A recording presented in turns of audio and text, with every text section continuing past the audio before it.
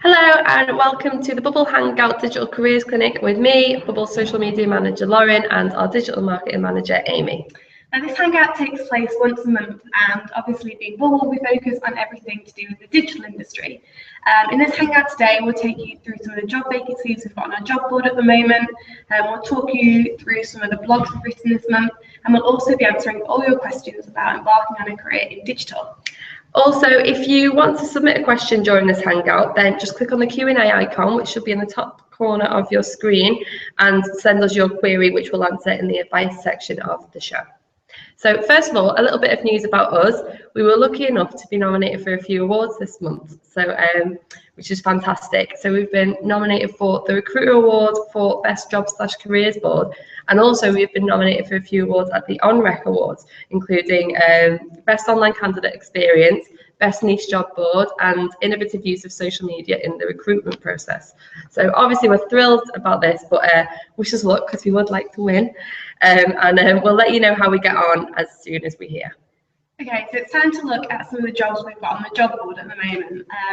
And first up, the charity ASMO UK are looking for a digital officer to join their team in London. Now, if you're a good team player and you have the ability to educate internal teams on how to use digital channels and user journeys, and this is a perfect job for you. So if you want to find out any more about it, or you want to apply, just click on the link that should be on your screen now. Also this month, Mercedes-Benz are looking up for a communications specialist to work on search and social and with their team in Milton Keynes. So if you've got the experience of managing national customer-facing social and search campaigns, you understand the impact of PPC on website performance, and you've got a deep understanding of what makes good user experience online, then this could be right up your street. So if you want to apply and feel like you would be a good fit for the role, then just follow the link on your screen now. Okay, so next up, the Camping and Caravanning Club are looking for some people to join their head office in Coventry. There are quite a few roles they're recruiting for at the moment, and these include 2 digital content assistants, a communications and PR exec, a digital projects manager, a junior developer, a paid search assistant, and a social media executive. So if you want to find out any more about those roles or you want to apply, just click on the link on your screen right now. Finally this month, the charity Action for Children are on the hunt for 2 digital communications officers to join their team in Watford. So if you've got experience of using content management systems and social media, and your copywriting skills are second to none, and you've got experience of managing digital projects and campaigns, then this job will be ideal for you. So again, if you want to apply or find out just a bit more information, then just follow the link on your screen now. Okay, so this month we've been writing a lot of blogs to try and give you a hand with your search for a new digital job. And one I wrote earlier this month was about the things that you should be including on your graduate CV. Now, when you graduate from uni, it can be hard to know what to put on your CV because you're essentially starting from scratch and you don't really have that much professional experience under your belt. So it can be hard to know where to start. But the first thing I'd say, and I know this might sound pretty obvious, but you need to include your address on your CV. I've seen a lot of CVs recently which don't have any address on them, so I don't know how an employer is supposed to know where you're located. It's worth mentioning that CV databases also rely a lot on your address and any locations on your CV. So if you don't have any locations listed, then the CV database, the search won't work and employers won't be able to find you. If you are looking to relocate, it's also worth mentioning this on your CV, so then you'll have 2 locations on your CV for the CV database search to work off. Another thing you need to include is links to your online profiles. So this could be a blog, your online portfolio, your account on GitHub, anything like that. Even if you're not applying for a digital job, if you've got examples of your work online, then it's definitely worth including these on your graduate CV. Why? Because they're going to search for them anyway, particularly if it's a digital job. So you want to make sure they're looking at the right thing for you. Also, just a note on that, you need to make sure that anything you are linking to obviously doesn't portray you in a bad light. We've done a lot, we've written a few blogs actually on cleaning up your digital footprint, which you can find on our blog, so they're definitely worth having a look at. The next thing you want to do is include only relevant experience on your CV. By relevant experience, and yeah, we are talking about work experience, but we're also talking about making any experience you've got, such as your part-time job, relevant to the role. So for example, if you've worked in your SU bar, then you'll have had to work as part of a team in a high pressure environment, and you'll have had to work to deadlines such as cleaning the bar for a certain time at the end of the night, and they're key skills that any employer wants to see. Again, if you are going to include them, it's worth just making them, just explaining how they are relevant to the role you're applying for. For example, you can say, I know that you're looking for people with great team management skills, and I worked well as part of a team during my job at university. Just something simple like that, but you're just kind of filling in the gaps for them. The next thing, obviously, you're going to have a degree. So if you're writing a graduate CV, so you obviously need to include this. But again, it's worth just adding a few notes in to explain how this degree is relevant to the role you're applying for. For example, if you've done a science degree and you're applying for an SEO job, you could explain how in your degree you had to look at a lot of data, analyse it, find and draw conclusions and draw reports from that, and they're all key elements of any SEO role. Finally, you should list your achievements, even if you think they're not quite relevant to the role you're applying for. For example, if you've completed your Duke of Edinburgh Award, it shows that you're committed and that you've obviously worked towards a goal, which again is something that any employer wants to see. Yeah, I mean, they're all great tips. And also this month, I put together a list of the 5 tips that we have on applying for an internship. I mean, it goes without saying that an internship can really boost your chances of landing a job after college or uni. It gives you some great experience and skill development, as well as bulking out your CV, and building some important relationships with key people in the industry, whether it's people you work with or people who you connect with while you're doing your internship. So obviously internships are very popular. So what can you do to really make your application stand out from the crowd? Well, first of all, this goes for any job application, but obviously especially with the internships, you should always tailor your CV to the company and position that you're applying for. So have a look at the requirements for the internships and the skills that you need to have, and make sure that you include these on your CV if you do have them, of course. Don't just lie and make it up. Also, you might find, again, that you might not have a lot of relevant work experience to put on your application, but you can include transferable skills from part-time jobs, as Amy said before. So say if you were applying for a social media internship, perhaps you've worked in a bar or cafe in the past and you've had to be facing customers and using customer service skills every day. And this is something that's really important in social media. So you know how to speak to the public and you know how to represent a business in real life. So obviously you can transfer that. Also, think about what you get up to in your spare time and how it's relevant. It doesn't have to be in the work environment. It doesn't have to be in college or university. I mean, if you edit your own Xbox game tutorials and put them up on YouTube, or if you write your own blog, these show that you're skilled at creating your own content, you're innovative, and you like to develop your own personal brand outside of work or outside of education, which is great for a lot of digital roles, because content is key. Third up, make the most of your cover letter in your application, because a CV can only show so much, but with your cover letter, you're sort of given free rein to highlight things that are most important about you to the employer. So start off by addressing the hiring manager directly. If you don't know their name and you don't know who you're supposed to be writing to, then check out the company website or do a bit of digging on LinkedIn to find out. I mean, we've got some more detailed tips of that on our blog as well, so just do a quick search on there and we should be able to help.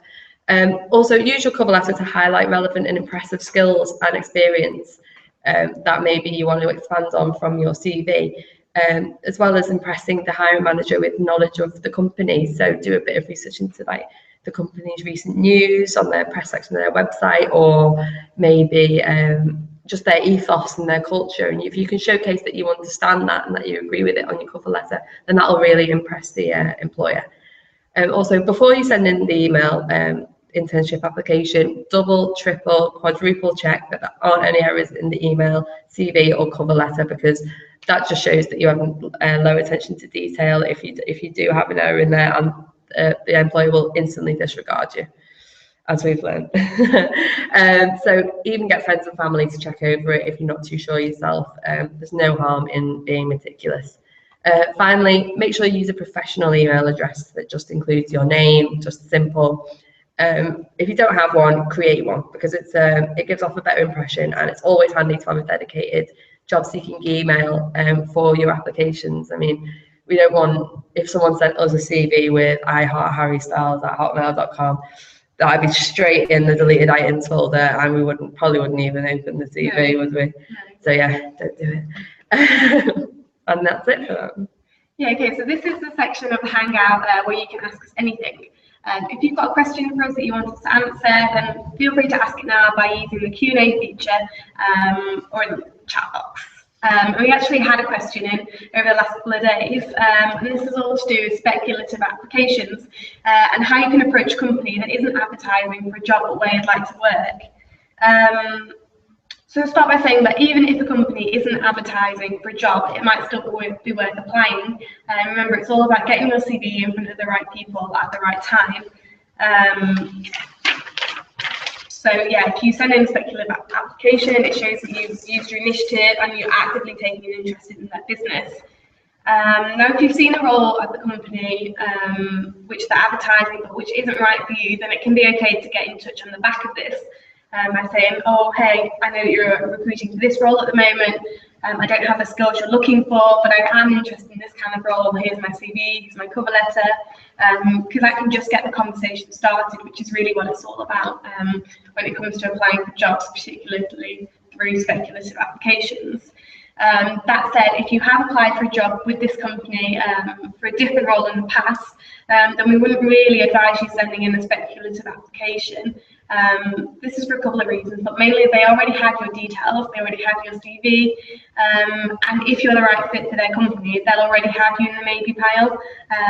So by contacting them again, you just risk annoying them. It's important to say that in any speculative application, you need to treat it the same as you would any other job application. You need to be professional and polite. You need to be careful to not be too pushy as well. When it comes to speculative applications, a cover letter is really key.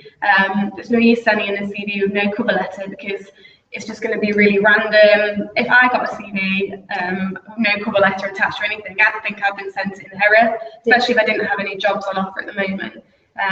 So yeah, you really need to include a cover letter. You need to spend some time and put some effort into this cover letter to explain why you've applied, why you've sent the application in, why you want to work there, because that's really the most important thing with a speculative application, is if you have passion for that particular company.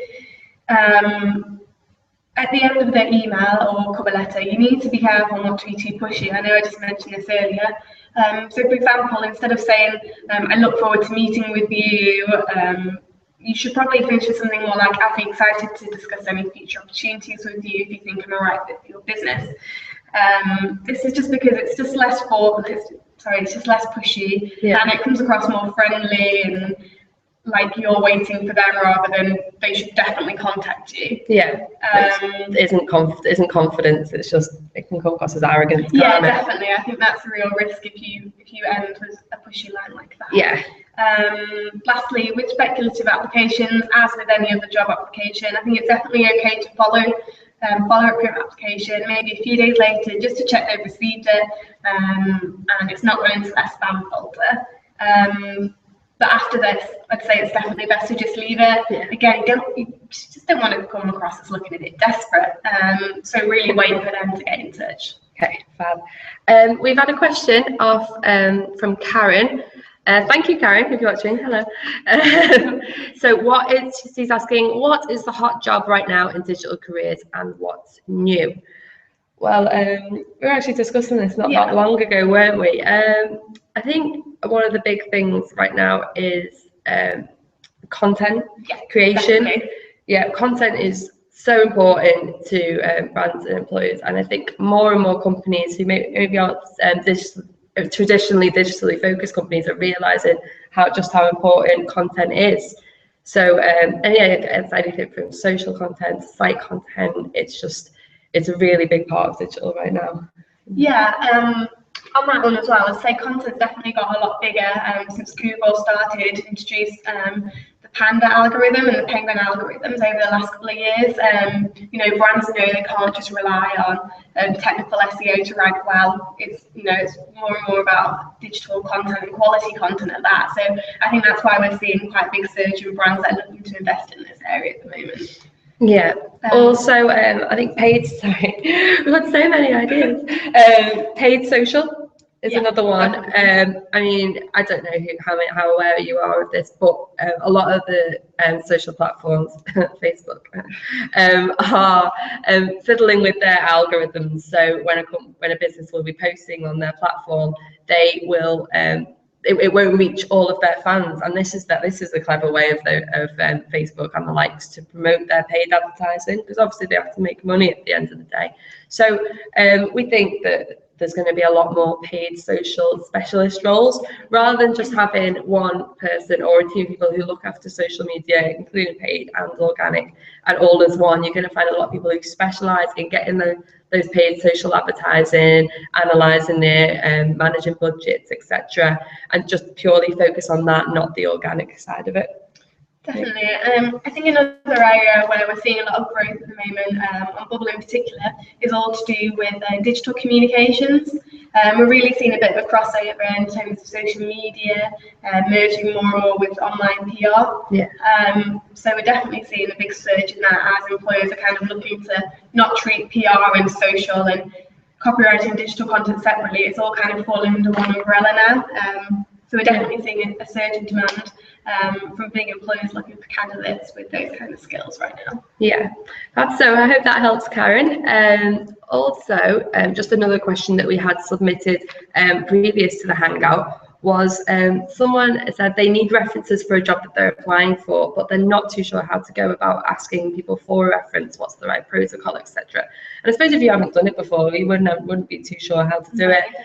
And so I've got a few tips. I mean, when you're thinking about who you want to ask to be your reference, you shouldn't just pick your current or previous employer and maybe someone from your university or anything. You really need to consider the position that you're applying for. So the reference you pick should depend on the set of skills and experience the job requires. So if you want to pick a former employer, you don't always have to pick your last employer. It can be someone from maybe the job before that, as long as they're more relevant to what you're applying for now. Also, think about, relevant to this, think about which of your potential references could sell you the best for this role and make a decision based on this. I mean, you don't really want to pick a reference of an employer or an old boss who, didn't really like you. But, if you had a great relationship with someone, you'd probably be better off going with them than someone who maybe didn't get on with so well. Also, avoid asking someone for a reference via an email, as it is a bit impersonal, because you are asking them for a favour at the end of the day. So even picking up the phone or even inviting them for a coffee for a catch-up is much more appropriate. And also, if you go for a catch-up, you don't know what else can come of it during your job hunt. They might know something as well. Once they've agreed to give you a reference, send them your CV and the job specification, just so they know what to expect when they get the call, as well as jogging their memory about what your roles were or what your responsibilities were when you worked with them. I mean, you're taking the work away from them, making it easier for them, which when you're asking them for a favour is probably the right thing to do. Yeah. Also, while you're asking this person for a reference, I mean, there's no harm in asking for a general letter of reference that you can use for future applications as well. So it means you don't have to pester them again and again, and every little helps in the job hunt. So, yeah. Just a note on that one, actually. You don't actually have to include your references on your CV itself. No.